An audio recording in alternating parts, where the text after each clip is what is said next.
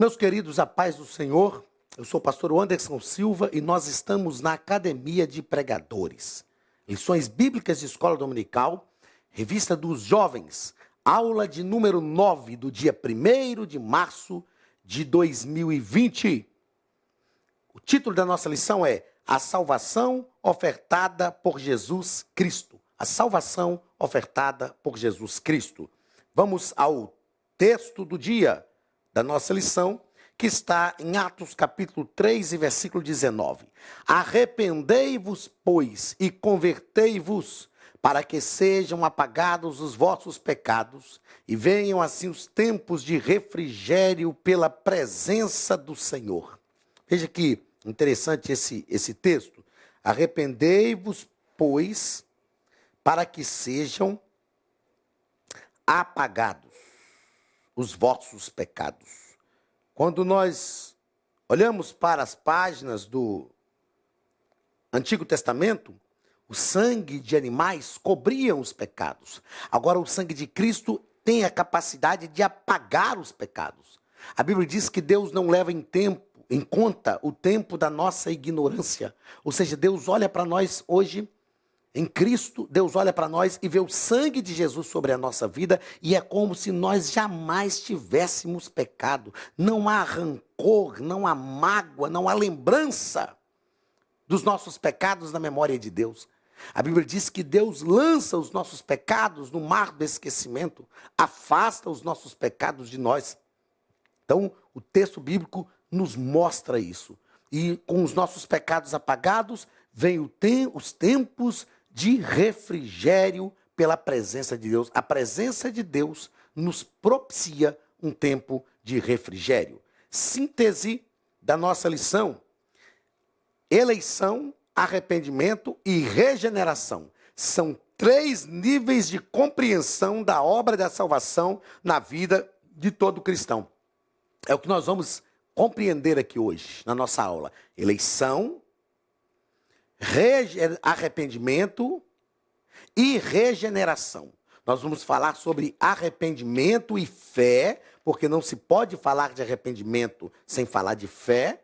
Então nós vamos falar de eleição, arrependimento e fé e regeneração. Vamos entender o que é isso? Vamos compreender a importância da eleição, vamos compreender o que é o arrependimento e vamos compreender os privilégios que temos a partir da regeneração. Somos regenerados. O que é isso? E quais os privilégios que isso nos dá diante de Deus? O texto bíblico está em João capítulo 3, do versículo 1 ao versículo 7, que nos diz o seguinte: E havia entre os fariseus um homem chamado Nicodemos, príncipe dos judeus. Este foi ter de noite com Jesus e disse-lhe: Rabi, bem sabemos que és mestre vindo de Deus, porque ninguém pode fazer estes sinais que tu fazes se Deus não for com ele. Jesus respondeu e disse: na verdade te digo, que aquele que não nascer de novo não pode ver o reino de Deus. Disse-lhe Nicodemos: como pode ser um homem nascer sendo velho? Porventura pode tornar a entrar no ventre de sua mãe? Jesus respondeu: na verdade te digo, que aquele que não nascer da água e do Espírito não pode entrar no reino de Deus. O que é nascido da carne é carne, e o que é nascido do Espírito é Espírito. Não te maravilhes de ter dito: necessário vos é nascer de novo. Nós já tratamos aqui deste novo nascimento em outras lições, mas só para a gente frisar novamente: nascer da água é ser gerado pela palavra. E nascer do Espírito, esta conversão só pode acontecer na nossa vida porque o Espírito nos convence. Jesus disse aos discípulos que o Espírito convenceria o homem do pecado, da justiça e do juízo. Então, esse ser gerado de novo é ser gerado pela palavra e pelo Espírito. Vamos aos comentários da nossa lição. Em primeiro lugar, nós vamos falar sobre a eleição, lembrando sempre, eu estou fazendo questão de frisar isso, porque o pastor Tiago Brasil, ele foi assim, muito feliz em desenvolver os 3 pontos da lição ligados, bem conectados com o título da lição. Então nós estamos estudando sobre a salvação ofertada por Jesus Cristo e vamos falar em primeiro lugar, no primeiro ponto, sobre a eleição. Primeiro parágrafo, a eleição como uma doutrina biblicamente fundamentada. A eleição é uma doutrina biblicamente fundamentada e nada tem a ver com as questões de calvinismo fatalista. Né? A eleição está ligada à presciência de Deus. E, na verdade, Deus elegeu a igreja. A eleição, como diz o nosso comentarista, ele deixa isso muito claro aqui, ó. Eu vou fazer questão de frisar, de marcar aqui para nós, a eleição, porque com certeza durante esta aula, os seus alunos, a você que é professor de escola dominical, eles vão questionar essa questão da eleição dentro dessa visão de Calvino. Essa visão, aliás, nem a visão de Calvino, a visão dos discípulos de Calvino. O calvinismo fatalista que tem tentado forçar as portas das nossas igrejas. Então, o nosso comentarista, ele faz muito bem essa exposição bíblico-teológica da doutrina da eleição, e ele fala que a eleição não é um instrumento para estabelecimento das arbitrariedades de um Deus que age sem levar em consideração nada ou ninguém. Ao contrário, a doutrina da eleição é uma garantia que temos de que, naquilo que depender exclusivamente de Deus, sempre receberemos o melhor possível. Então perceba que a eleição não está ligada a uma atitude, a um decreto arbitrário de Deus. Deus, ainda que o cidadão queira ser salvo, ele não vai se salvar, porque Deus o criou para a perdição. Não é isso, não é esse calvinismo fatalista. A eleição está ligada à presciência de Deus. Deus sabe quem vai se salvar. E a presciência, eu disse gravando uma das lições de adultos, que a presciência não é um ato decretivo de Deus. Presciência é Deus saber todas as coisas previamente, Deus ter conhecimento antes que as coisas aconteçam. Isto é presciência de Deus. A presciência não é um ato decretivo e a eleição está ligada à presciência de Deus. Deus elegeu a igreja, Deus nos elegeu para as boas obras, Deus elegeu Israel como seu povo, Deus elegeu Jacó como seu escolhido, Deus elegeu Abraão para através dele formar uma grande nação. Perceba que a eleição sempre está ligada a um ato da graça, da bondade de Deus, está ligada à presciência de Deus e não à atitude de um Deus arbitrário, não é um estabelecimento arbitrário de um Deus que age sem levar em consideração nada ou ninguém. Não, a doutrina da eleição é uma garantia de que temos, naquilo que depender exclusivamente de Deus, sempre receberemos o melhor possível. Segundo parágrafo deste primeiro ponto, a urgência da correspondência à dignidade à eleição. O que é isso? Somos nós respondermos positivamente à eleição. Olha o que Pedro nos diz na segunda epístola, capítulo 1 e versículo 10. Ele exorta-nos a não desperdiçar a graça de Deus que nos foi concedida por meio da eleição em Cristo. Antes devemos viver de tal forma que aquilo que Jesus construiu em nós não seja destruído por nossas ações tresloucadas. Pedro está dizendo, está nos aconselhando, mostrando que nós temos o privilégio de ter sido eleitos por Deus através de Cristo. E nós precisamos honrar isto. Nós precisamos responder positivamente a isto. É possível responder positivamente a esta eleição? Claro, por causa da graça de Deus. Não por causa dos nossos esforços pessoais, mas por causa da graça de Deus. O terceiro parágrafo. O que não é eleição? O que não é eleição? A doutrina da eleição, então, não pode ser entendida como um instrumento perverso de Deus para selecionar alguns para a salvação eterna, enquanto outros serão aleatoriamente escolhidos para a condenação eterna. A eleição também não é um instrumento de Deus para justificar a vida de pecados e descompromissadas com Deus, pois fomos eleitos para obediência e boas obras. Então eu não posso dizer, não, eu vivo em pecados porque eu não sou eleito. Não, isso é a minha responsabilidade. Nós já tratamos aqui em outras lições sobre a soberania divina e a responsabilidade humana.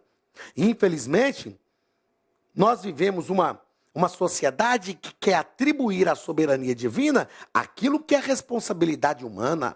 E é preciso equilibrar, é preciso um equilíbrio entre soberania divina e responsabilidade humana. Então a eleição não é uma desculpa para nós vivermos envolvidos nos nossos pecados, dizendo, não, está tudo bem, está tudo ok, é porque eu não fui eleito. Não, nada disso. E eleição também não é um instrumento perverso de Deus para condenar uns e lançando-os no inferno e para salvar outros, fazendo com que a graça de Deus seja limitada. Segundo parágrafo, arrependimento e fé. Arrependimento e fé. Segundo ponto, né? Primeiro parágrafo, o arrependimento como uma obra divina. O que é o arrependimento?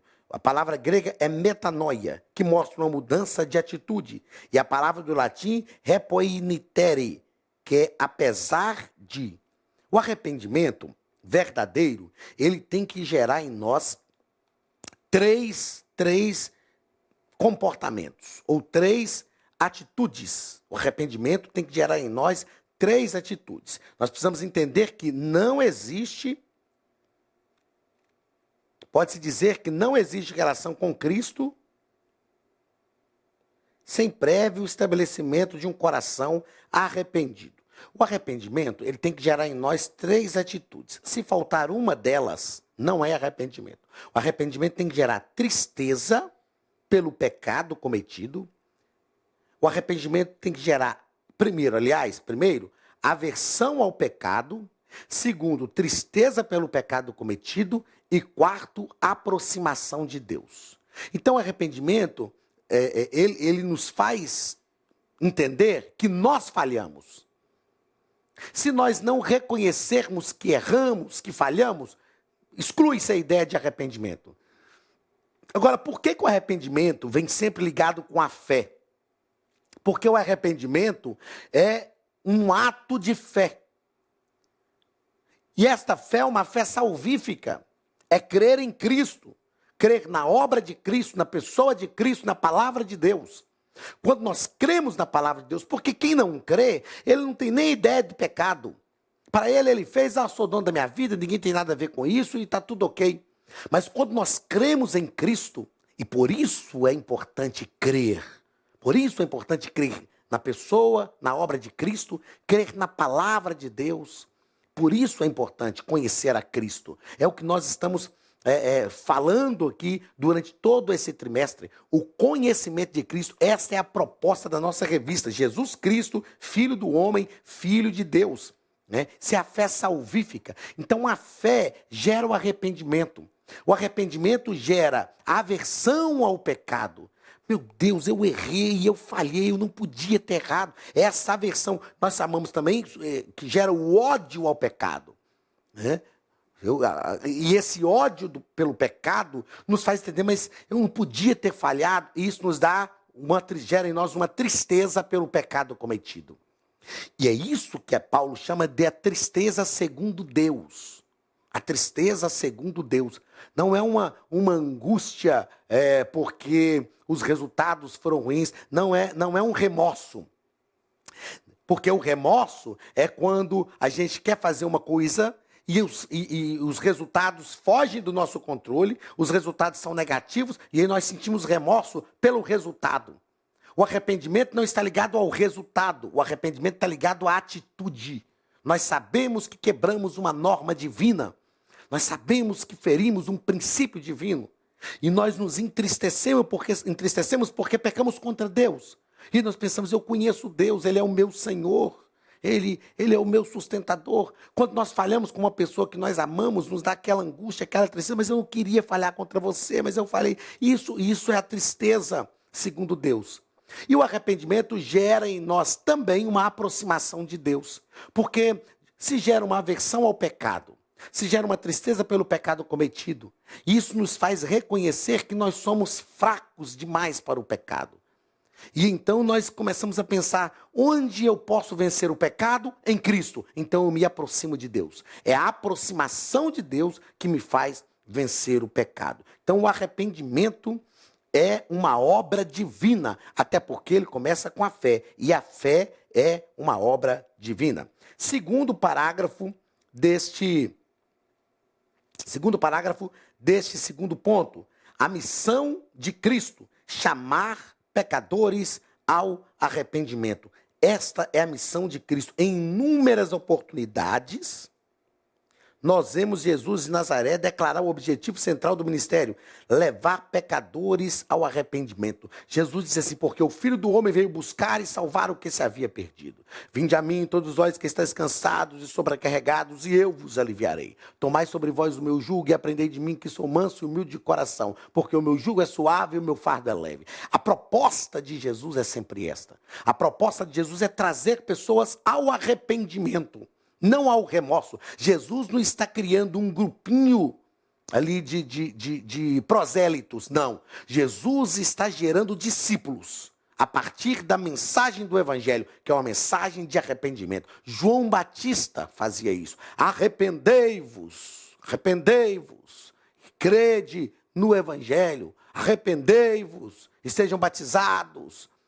Jesus está sempre chamando. Esta deve ser a mensagem da igreja: chamar as pessoas ao arrependimento.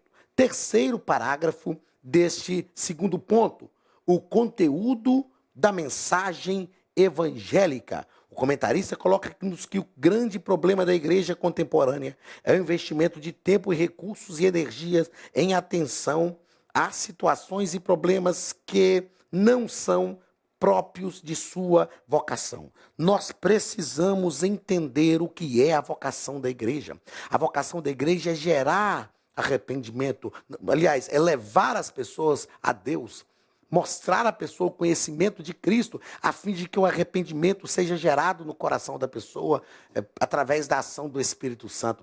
Infelizmente, eu concordo em número, gênero e grau com o nosso comentarista, que eu já fiz diversos elogios, e eu gostei muito dos comentários que ele fez. Pastor Tiago Brasil, ele faz comentários incisivos. É lógico que nós não estamos lendo todos os comentários aqui, mas ao ler, ao estudar a lição, você vai perceber, ele faz comentários incisivos a esse contexto, a esta cultura evangélica brasileira, de pregar um evangelho que massageia o ego, um evangelho voltado para um pseudo-coach, um evangelho que não confronta, que não leva as pessoas ao arrependimento, que não leva as pessoas a uma reflexão. Isso não resolve o nosso problema. Meus queridos, nós precisamos decidir sobre isso. Nós não podemos querer ficar ouvindo simplesmente uma mensagem que não produz arrependimento. Uma mensagem que agrupe pessoas, que tragam pessoas, e essas pessoas saem dali sem nenhum comprometimento com Deus, que façam só reflexões filosóficas, reflexões teológicas. Isso é muito bonito, mas nós precisamos de pessoas arrependidas. É isso que nós precisamos. Nós precisamos amar ao Senhor sobre todas as coisas e entender que a mensagem do Evangelho tem que transformar a nossa vida. A vocação da igreja é esta, é anunciar o Evangelho, a mensagem genuína do Evangelho. E é isso que nós estamos fazendo aqui na Academia de Pregadores. Esta é a minha missão aqui neste momento, como professor da Escola Bíblica Dominical, e deve ser a sua missão como professor, deve ser a sua missão como aluno da Escola Bíblica Dominical, levar os seus amigos não crentes à Escola Dominical para eles ouvirem uma mensagem transformadora. Uma mensagem transformadora. E a mensagem do Evangelho prospera, a mensagem do Evangelho nos alegra, a mensagem do Evangelho produz mudanças sociais na nossa vida, mas tem que ser a mensagem do Evangelho genuína, verdadeira. O Evangelho é poder de Deus para transformar aquele que crê. Vamos então ao terceiro e último ponto da nossa lição. Repito, nós estamos falando sobre a salvação ofertada por Jesus, falamos sobre a eleição, falamos sobre valorizar esta eleição, falamos sobre o arrependimento e fé, a fé gera o arrependimento, falamos sobre, eu chamo de tripé, o tripé do arrependimento, que é aversão ao pecado, tristeza pelo pecado cometido e aproximação de Cristo, ou aproximação de Deus. É o tripé em que está alicerçado o arrependimento. E agora vamos falar sobre regeneração. Vamos entender o que é regeneração. A palavra regeneração significa literalmente gerar algo que seja novo. Não é apenas um recomeço para aquilo que já existe, e sim uma nova oportunidade que o Criador concede aos seus filhos através de Cristo. O que é a palavra regenerar? É voltar a ser o que era antes. É um recomeço em busca daquilo que o ser humano era lá no Éden. Quando eu falo sobre regeneração, ou lecionar soteriologia, que é a doutrina da salvação, eu gosto sempre de usar a seguinte figura, lagartixa. Lá em Minas Gerais, aquele bichinho que anda na parede, em casa, nós chamamos de lagartixa. A lagartixa, você corta o rabinho dela volta a crescer do mesmo tamanho que era. Isto é regenerar. O que é ser regenerado? É voltar a ter diante de Deus a mesma comunhão que Adão tinha lá no Éden. Isto é regeneração. Algumas características da regeneração. A principal característica da regeneração, nascer de novo. Nascer de novo. O nascer de novo, nascer da água e do Espírito, que nós já falamos na lição de número 4 e falamos agora há pouco aqui. Esse nascer de novo tem a ver com a transformação radical que atinge a espiritualidade de uma pessoa. É uma transformação radical que atinge a espiritualidade de uma pessoa. Então, é um novo modo de vida. É experimentar uma espiritualidade verdadeira, uma espiritualidade genuína. A causa da regeneração, que o nosso comentarista nos coloca aqui, a causa da regeneração é única. A ação do eterno no interior daquele que teve o privilégio de conhecer a Cristo. Então, o que produz a regeneração em nós? A ação de Deus no nosso interior. Somos novamente gerados, nascidos para um nível de espiritualidade por meio da graça. E é isto que Jesus disse para Nicodemos: necessário vos é nascer de novo. Nascer não da mulher, não da mãe. Não é entrar de novo no ventre da mãe, mas é nascer da água e do Espírito. Meus queridos, o meu desejo é que nós tenhamos em mente a importância dessa regeneração e deste novo nascimento. Que nós possamos buscar a Deus, que nós possamos pedir a graça de Deus sobre a nossa vida. Como nós aprendemos aqui na lição de hoje, que essa salvação ofertada por Jesus tenha um efeito real na nossa vida, que nós possamos experimentar esta eleição e valorizar esta eleição.